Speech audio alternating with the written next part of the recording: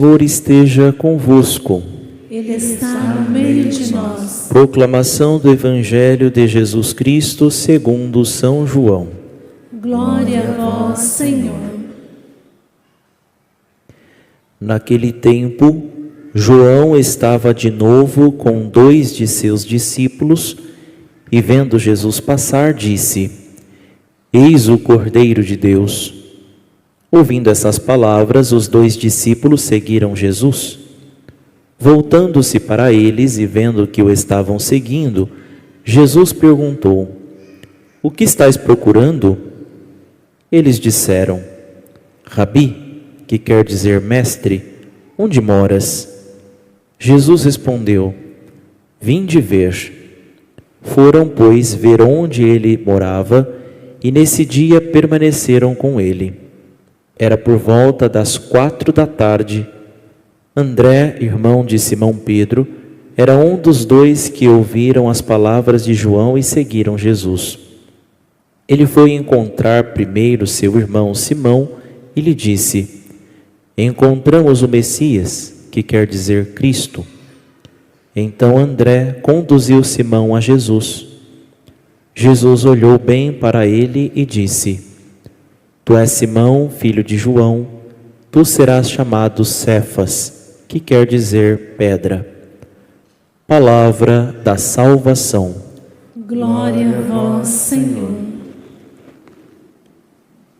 Santo Evangelho sejam perdoados nossos pecados.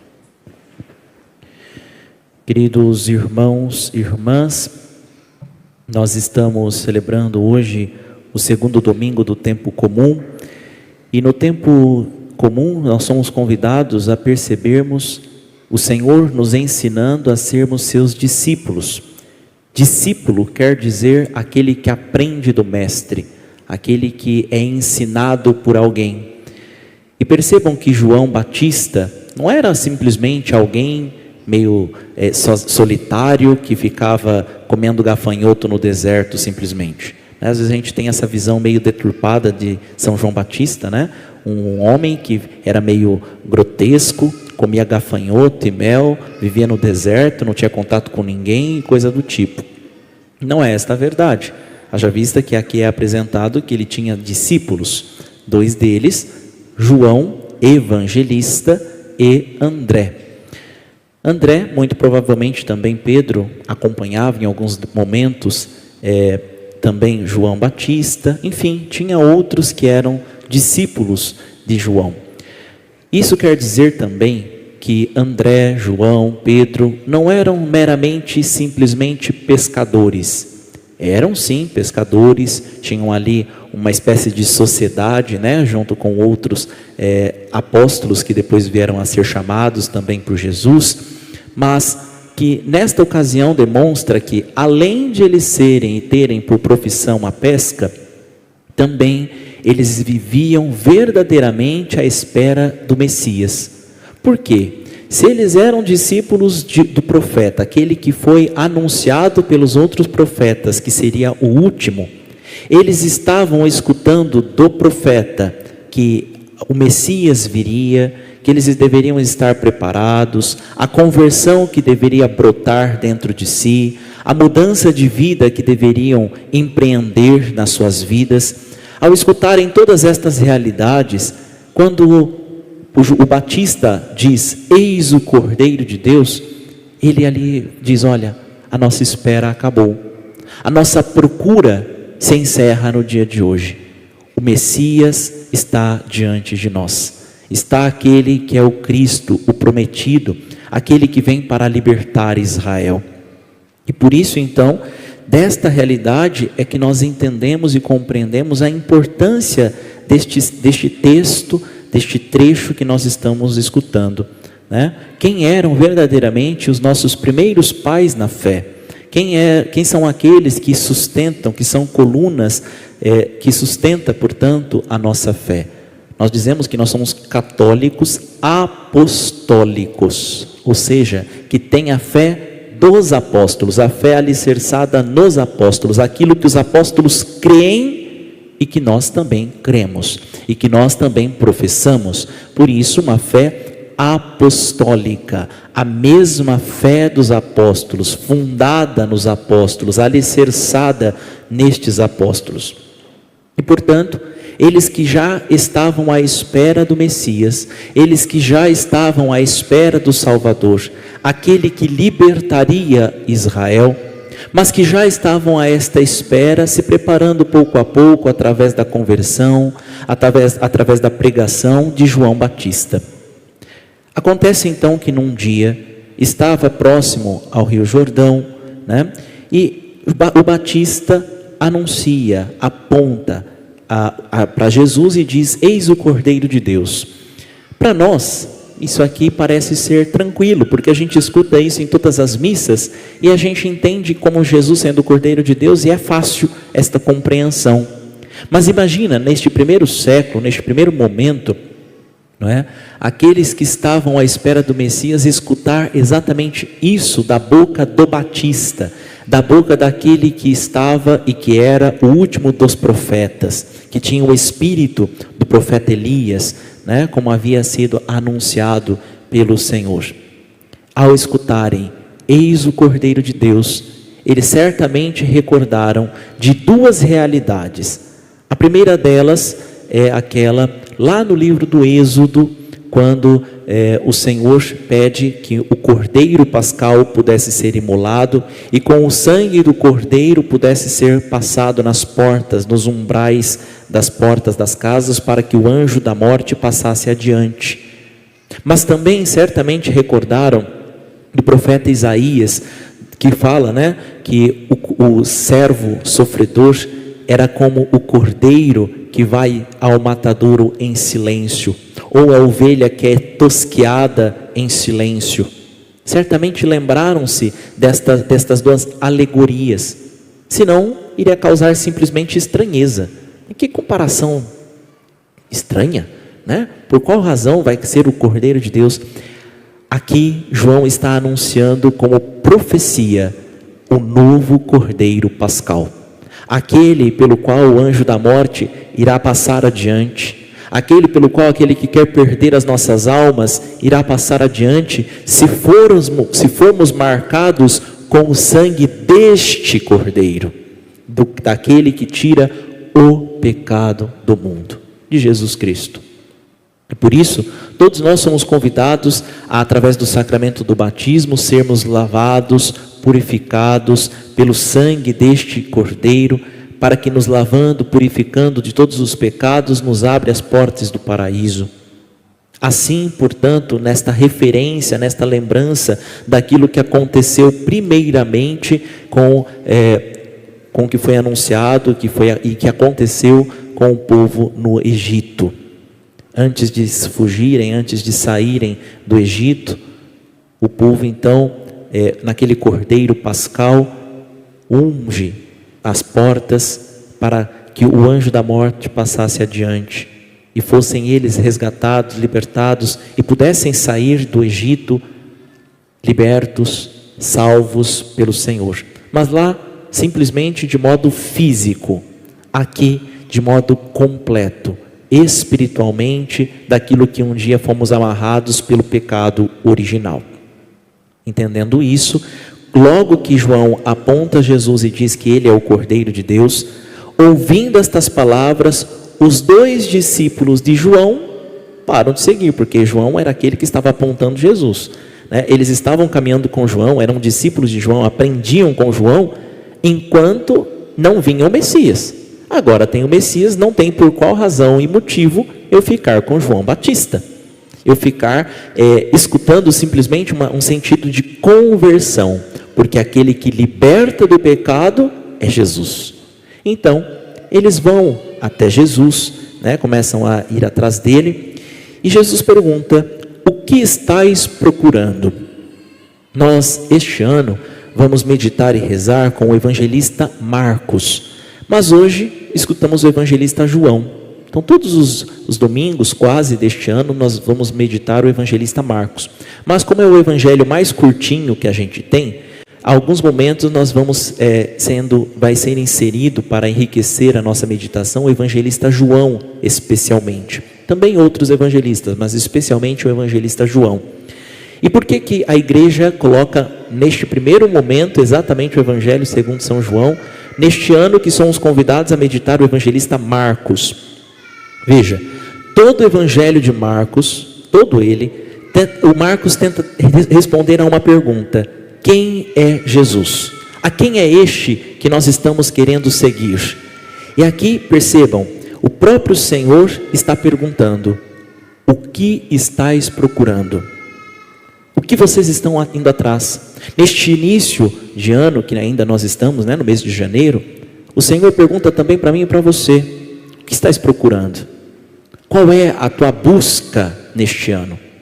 Qual é a tua procura no correr destes dias, dos próximos dias, das próximas semanas, dos próximos meses? Qual é a tua procura? Qual a tua busca? O que procurais? E então eles dizem, perguntam: Rabi, que quer dizer mestre, onde moras? Aqui alguém pode talvez ficar achar estranho, Imagina que alguém que você nunca viu na vida se aproxima de você e fala: onde é que você mora? Você certamente vai falar: oxe, tá doido? Quer saber por quê?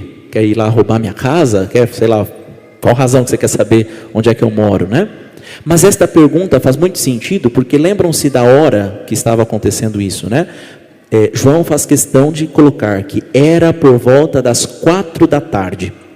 4 da tarde, o sol já começa a se preparar para se pôr, Num período que nós estávamos aqui, nesta realidade, nesta ocasião, o sol já começava a se pôr. E lembrem-se, não tinha energia elétrica, Então nessa época, por volta das 6h30 mais ou menos, já começava a ficar escuro.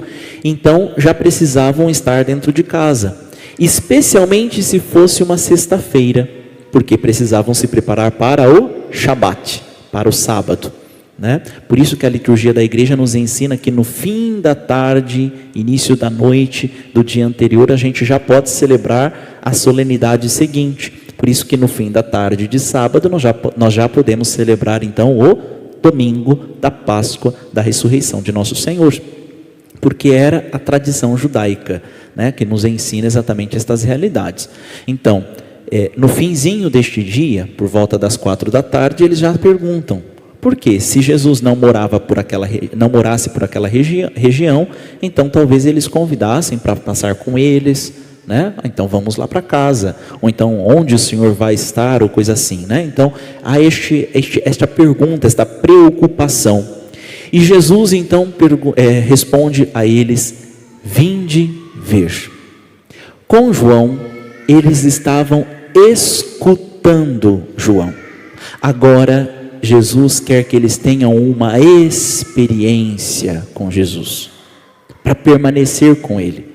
Se nós seguirmos o Evangelho de João, aqui existe exatamente uma importância muito grande, a permanência. O capítulo 15 inteirinho de São João é só sobre permanecer, Permanecer em mim, eu permanecerei em vós. Se vocês permanecerem em mim, eu que permaneço com o Pai, vocês permanecerão na casa de Deus. E assim o Senhor vai dizendo tantas vezes acerca da palavra permanência. Permanecer, não basta somente ir escutar Jesus e voltar embora. Jesus quer que eu e você, a exemplo de André e João, nos aproximemos dele, façamos uma experiência com ele e permaneçamos, fiquemos. Por isso que Jesus nos diz que o céu, ele nos prepararia uma morada, ou seja, morada é permanente, e nos diz que aqui é passageiro, nos diz que aqui é uma hospedagem. Por isso então, irmãos e irmãs, precisamos ter muito claro isso em nossa mente, Então este vinde ver é para permanecer com ele. Vinde ver onde eu moro, e o Senhor mora na casa do Pai, neste redil, neste lugar onde é seguro. Ele quer que, portanto, os discípulos, ao fazerem a experiência, permaneçam com Ele. Não sejam somente escutadores, mas permaneçam, fiquem unidos, Apesar de retornarem para suas casas ao anunciar o Evangelho, ao pregar a boa notícia do reino, que possam permanecer, ter dentro de si os mesmos sentimentos do Senhor. Então, eles foram, viram onde ele morava, e nesse dia permaneceram com ele. Ficaram, estiveram juntos, né? Ficaram unidos a nosso Senhor Jesus Cristo. Depois dessa realidade, André, irmão de Simão Pedro, era um dos dois que ouviram as palavras de João e seguiram Jesus. Ele foi encontrar primeiro seu irmão Simão e lhe disse: encontramos o Messias. Depois de ter permanecido com Jesus, eu não posso ficar, alheio a esta realidade, não posso ficar guardando só para mim. Irmão, lembra todas aquelas noites mal dormidas que tivemos lá do lado do Rio Jordão, à espera do Messias, daquele que foi anunciado tantas e tantas vezes por João Batista, aquele que a gente está esperando porque escutamos nas profecias, aquele que estamos esperando e buscamos uma conversão sincera, uma penitência concreta dos nossos pecados, mas aquele que liberta Israel, nós o encontramos. Nós encontramos o Cristo, nós encontramos o Messias, o ungido do Pai. Venha ver, venha permanecer com Ele, venha fazer esta experiência com o Messias. E Pedro aceita, ainda não tinha mudado o seu nome, ainda não tinha trocado o seu nome, ainda era o Simão, e ele vai ao encontro. André então conduz Simão até Jesus. Jesus olhou bem para ele, veja, fitou-o, olhou bem para Simão e diz: tu és Simão, filho de João, tu serás chamado Cefas, hebraico, no aramaico, Cefas, para o português, pedra, ou Pedro, como nós conhecemos no dia de hoje. Exatamente este nome foi imputado a Simão. E às vezes a gente fica se questionando, mas ele recebeu um nome aqui ou foi lá, segundo o evangelista Mateus, diz que foi depois da profissão de fé de Pedro, que Jesus imputa, coloca o nome de Simão, A partir de agora, Simão será chamado Cefas, Pedro, e sobre esta pedra edificarei a minha igreja. Parece que tem uma contradição aqui dos evangelhos ou coisa do tipo. Não há uma contradição. Aqui diz o quê? Tu serás chamado Cefas. Lá adiante, mais um pouquinho para frente, depois de você permanecer comigo por um tempo, você receberá não só o nome, mas uma missão de ser pedra. É como se fosse uma profecia de Jesus na vida de Pedro, Uma profecia da parte de nosso Senhor na vida daquele que começaria a ser seu discípulo e que seria o príncipe dos apóstolos, Pedro, aquele que governaria, portanto, a igreja de nosso Senhor Jesus Cristo. É isso que acontece com o evangelho de hoje. E na primeira leitura que nós ouvimos do primeiro livro de Samuel, nós escutamos o chamado de Samuel. E por que nós escutamos isso neste dia, A princípio, qual a relação que tem com o evangelho de hoje? Samuel quer dizer aquele que escuta a Deus, aquele que ouve a Deus, o nome Samuel. E Eli quer dizer meu Deus. Eli quer dizer meu Deus, Então, Eli e Samuel, Eli já com idade avançada, já precisando de auxílios, talvez para ir ao banheiro, para se cuidar, enfim. E Samuel, jovenzinho de tudo, estava ali para ajudar Eli. E Samuel ainda não tinha feito a experiência com Deus, ainda no Antigo Testamento, ainda não tinha feito a experiência com Deus. Talvez soubesse, ou tinha escutado alguma coisa, tinha um entendimento, mas ainda não tinha feito esta experiência, nunca tinha escutado a Deus e tudo mais. Mas estava ali para ajudar então a Eli. E ele escuta, no meio da noite, o seu nome sendo chamado: Samuel, Samuel. Ele então vai ao encontro de Eli e pergunta: estou aqui. Aliás, pergunta não, Se coloca em prontidão: estou aqui. E correu ao encontro de Eli. Eli, naquele instante, naquele momento, falou: olha, não te chamei, volta a dormir, meu filho. E isso acontece por mais 2 vezes. Eli, que era um homem de Deus, diz: olha, Samuel, se mais uma vez você for chamado, nem venha ao meu encontro, já se coloque em prontidão, não a mim, mas ao Senhor. Responda: eis-me aqui, Senhor, fala que teu servo escuta. E assim então Samuel volta a dormir e escuta pela 4ª vez: Samuel, Samuel. Ele então se levanta e diz: Senhor, fala que teu servo escuta. Depois dessa realidade, então, Samuel crescia e o Senhor estava com ele. Perceba, o Senhor estava com ele. A permanência.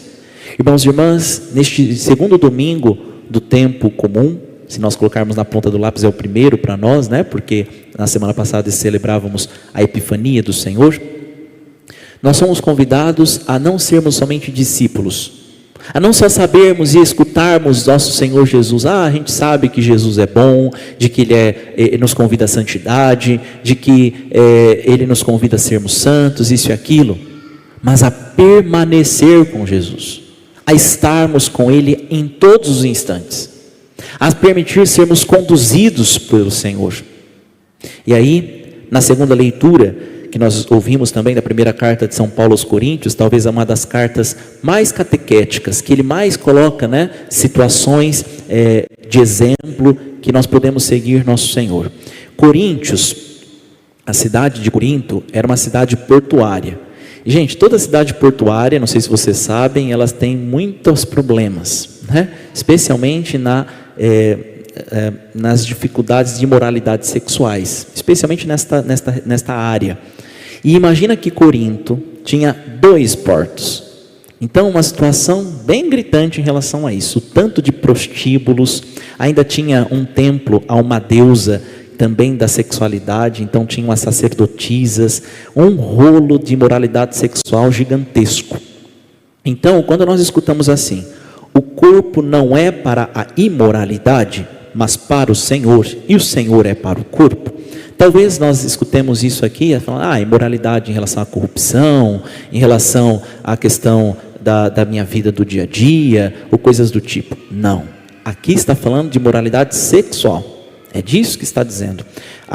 Seria a palavra porneia, né? A imoralidade sexual, que dá origem à palavra pornografia, né? Mas a porneia, é isso que São Paulo está recordando então aos coríntios. Cuidado, queridos irmãos e irmãs, e está dizendo aos coríntios acerca das imoralidades sexuais, porque o corpo foi feito para o Senhor e o Senhor é para o corpo. Só que se a gente olhar um pouquinho antes, alguns versículos antes, nós escutamos ele fazendo algumas comparações. Assim como o esposo é para a esposa é para o esposo, o corpo é para o Senhor e o Senhor é para o corpo. Gente, a grandeza que São Paulo apresenta em relação à teologia do corpo. O corpo é para o Senhor.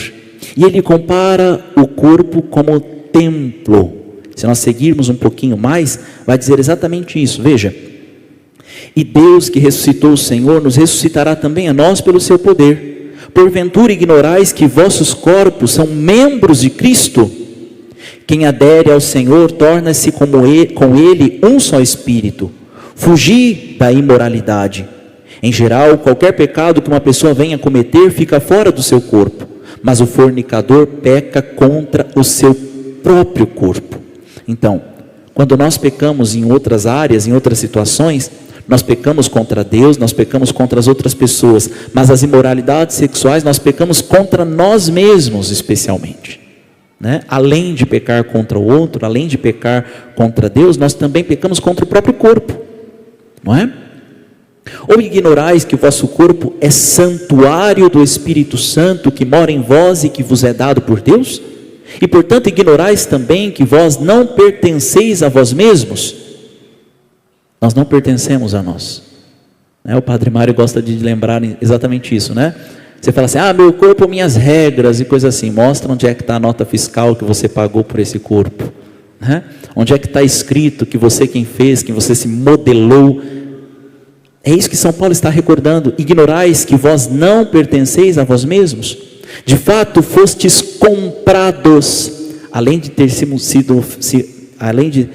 sido feitos pelo Senhor, fomos comprados por um preço muito alto. Então, glorificai a Deus com o vosso corpo. E aqui ele apresenta não somente uma situação qualquer em relação ao corpo. O corpo, nós somos salvos de modo completo. Às vezes nós desprezamos o corpo como se fosse assim uma espécie de que aprisiona a nossa alma. O corpo é aquilo que aprisiona a nossa alma. Depois que a gente morre lá também o corpo, a gente acaba com isso e está tudo certo. Não, minha gente, no último dia ressuscitaremos corpo e alma. Nós nos dizemos isso inclusive na profissão de fé.